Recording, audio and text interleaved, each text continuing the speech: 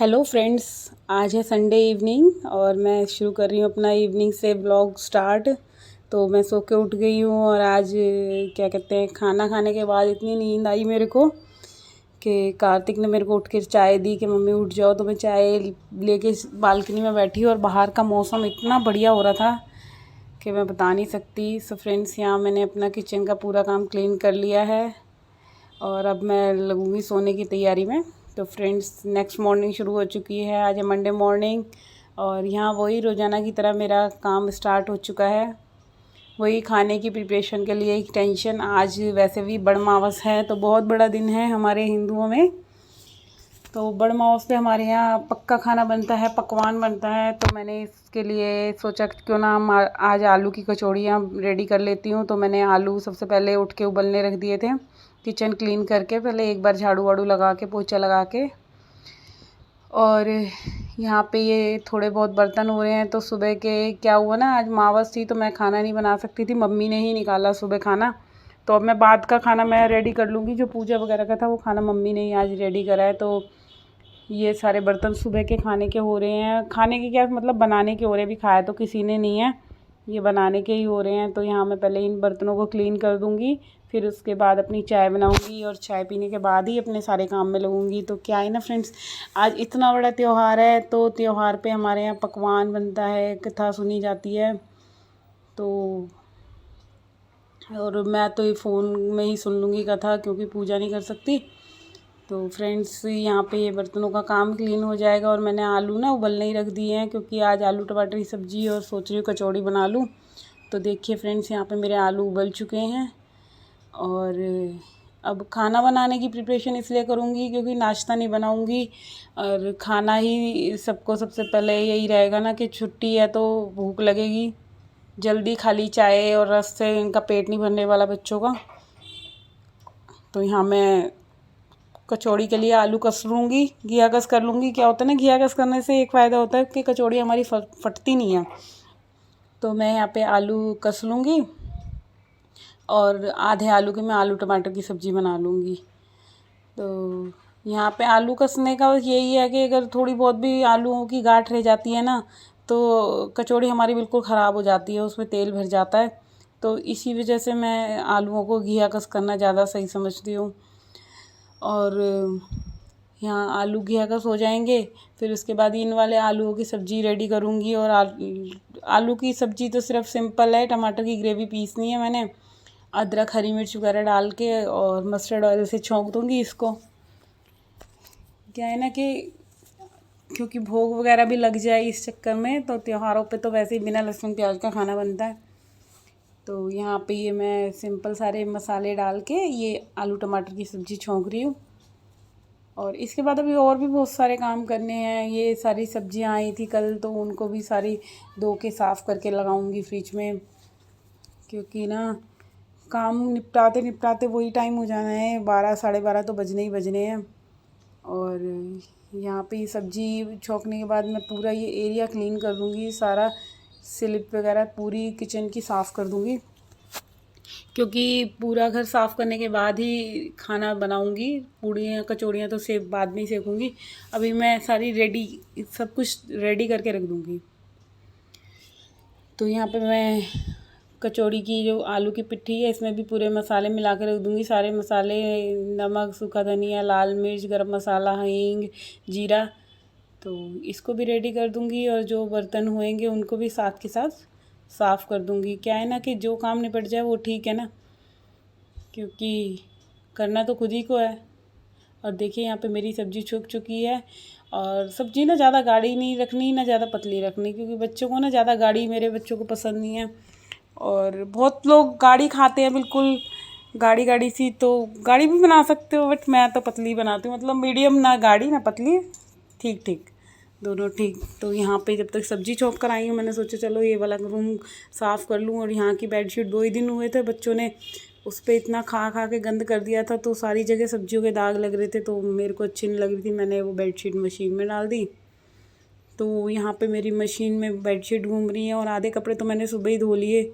जब नहा कर निकली थी ना, तो सबसे पहले मैंने जो मेरे राउंड के कपड़े धुले थे 2 राउंड के, उनको खंगाल के डाल दिया है।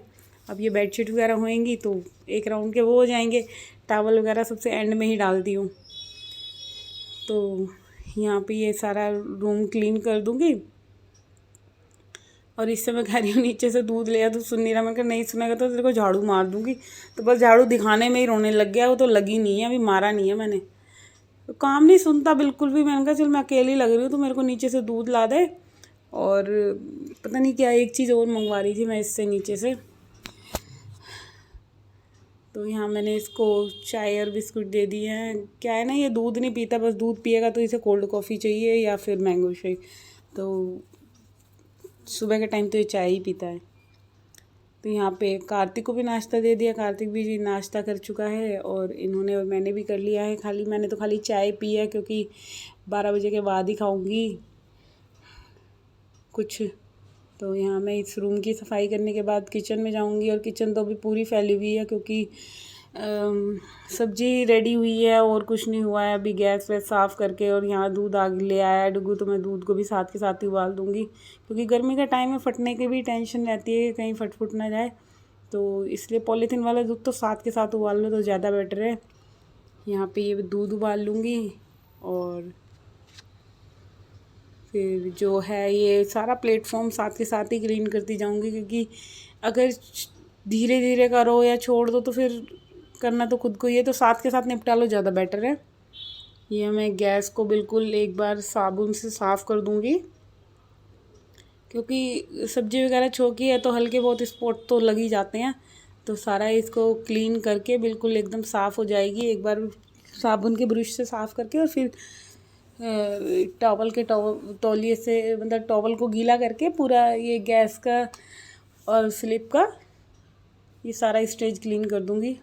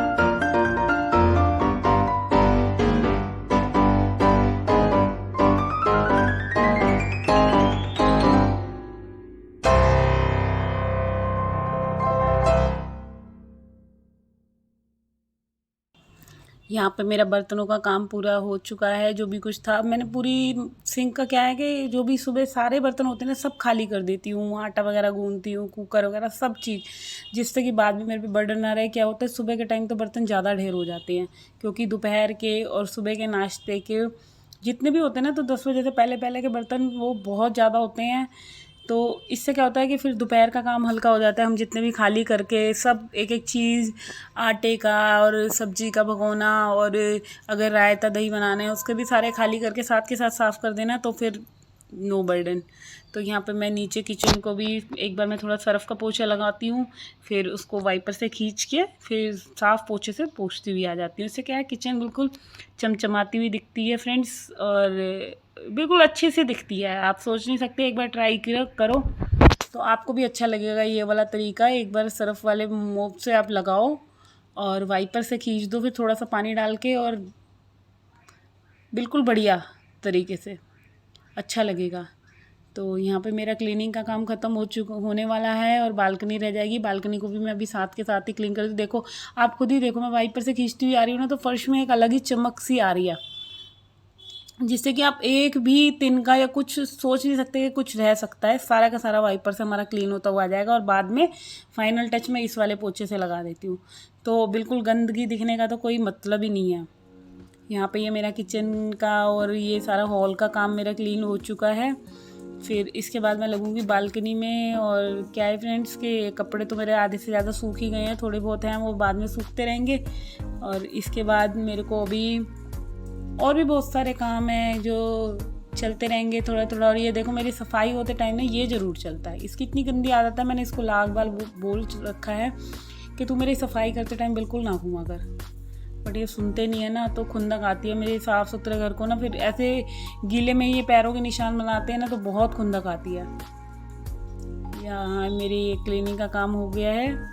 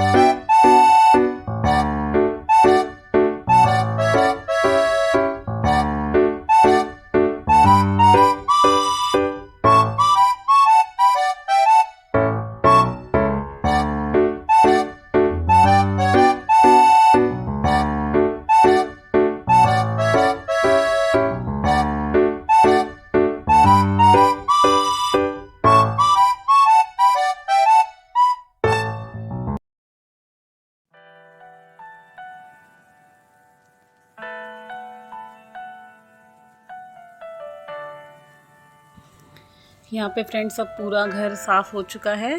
यहाँ पे अब बालकनी को बिल्कुल साफ़ कर दूँगी। और क्या होता है बालकनी का ना मैं सबसे एंड में ही करती हूँ। जितने भी मेरे सारे सफाई वाले कपड़े होते हैं, पोछे हो गए, डस्टिंग क्लोथ्स हो गए, तो उन्हें सबसे एंड में ही मशीन के गंदे पानी में मैं घुमा देती हूँ।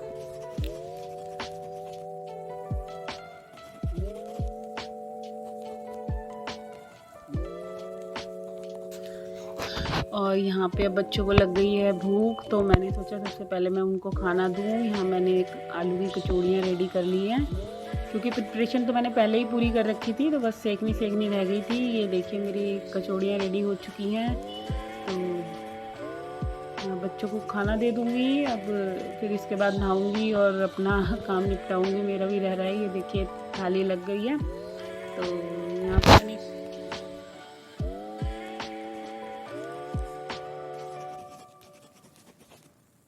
यहाँ करती हूँ मैं ब्लॉग की एंडिंग। Bye bye friends.